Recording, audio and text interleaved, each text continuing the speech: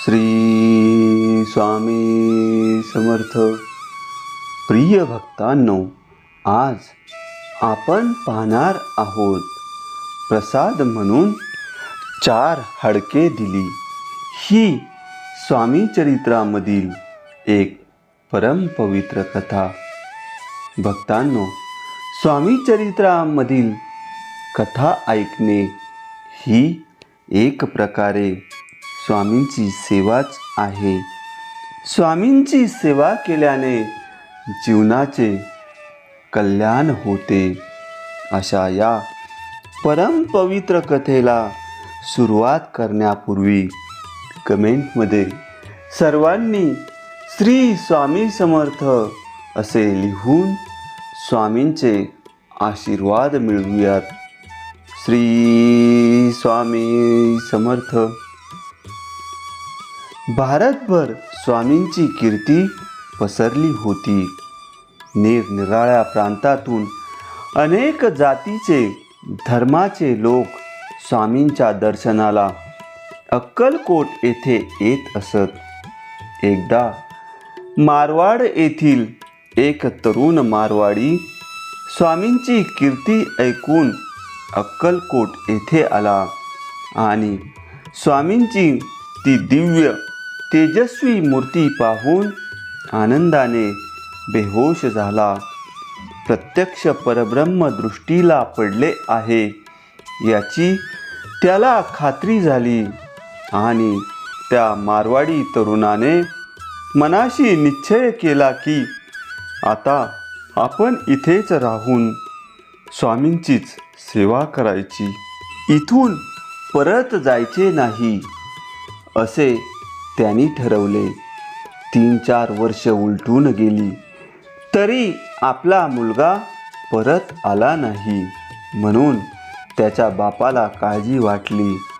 आपल्या धाकट्या भावाला सोबत घेऊन तो मारवाडी मारवाडहून निघाला आणि अक्कलकोट येथे आला.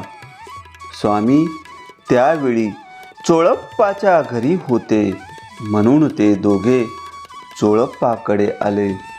आपल्या मुलाला परत घरी घेऊन जायचे म्हणून मारवाडी चोळप्पाला म्हणाला, माझ्या मुलाला स्वामी सेवेतून मुक्त करा. स्वामींच्या चरणी माझी प्रार्थना तुम्ही सांगावी. तेव्हा चोळप्पा स्वामींच्या जवळ त्या मारवाड्याने सांगितल्याप्रमाणे म्हणाला की तो तरुण मारवाडी जो तुमच्या सेवेत अखंड आहे त्याचा बाप व चुलता त्याला परत नेण्यासाठी आले आहेत. त्यांचा धंदा तिकडे बघण्यास कोणी नाही व त्यामुळे त्यांचे आर्थिक नुकसान झाले आहे. तेव्हा स्वामींनी त्या तरुण मारवाड्यास बोलावले आणि म्हणाले, तुझे वडील आणि काका तुला घेऊन जाण्यास आले आहेत. तू इथे राहिल्यामुळे त्यांना धंद्याची काळजी वाटते. शिवाय तू आता प्रपंचात अडकावास असे त्यांना वाटते. मी तुला आनंदाने परवानगी देतो. तू त्यांच्याबरोबर घरी जा. माझ्याकडे काही व्यापार नाही, काही देणे घेणे नाही, तरी हा प्रसाद म्हणून ही 4 हाडके घेऊन तू जावेस असे म्हणून स्वामींनी त्याच्या हाती 4 हाडके दिली. त्या मारवाडी बापाला ते पाहून चमत्कारिक वाटले, परंतु मुलाने तो स्वामींचा प्रसाद म्हणून ती हाडके छातीशी लावली आणि स्वामींचा जड अंतकरणाने निरोप घेतला. तो म्हणाला, स्वामी तुमचे चरण सोडवत नाहीत, परंतु तुमची आज्ञा पाळावी म्हणून मी जात आहे असे म्हणून ते तिघेही मारवाडला परतले. घरी गेल्यावर बापाने मुलाला सांगितले, ती हाडके बांधलेली पिशवी घराबाहेर ठेव, घरात ती आणू नकोस. बापाची आज्ञा म्हणून त्याने ती पिशवी घराच्या बाहेर एका खुंटीला लावली. दुसऱ्या दिवशी आंघोळ केल्यावर स्वामींचा प्रसाद कपाळाला लावावा म्हणून तो बाहेर आला आणि ती पिशवी काढू लागला.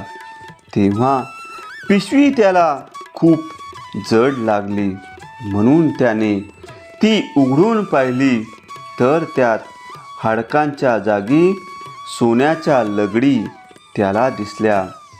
त्याने बाप व चुलता यांना बोलावले व ते सोने त्यांना दाखविले. ते दोघे आश्चर्यचकित झाले. स्वामींनी मला भरभरून दिले असा विचार मनात येऊन त्याचे डोळे स्वामींच्या स्मरणाने भरून आले. त्याने ते सोने आपल्या बापाला दिले आणि एक सोन्याची चीप घेऊन परत स्वामींपाशी आला. ती सोन्याची चीप त्याने स्वामींपुढे ठेवली. त्याने स्वामींना सोडून परत जायचे नाही असा निश्चय केला होता, परंतु स्वामींनी त्याची समजूत काढून त्याला परत पाठविले. स्वामी भक्तांची चिंता न सांगता निवारण करीत असत.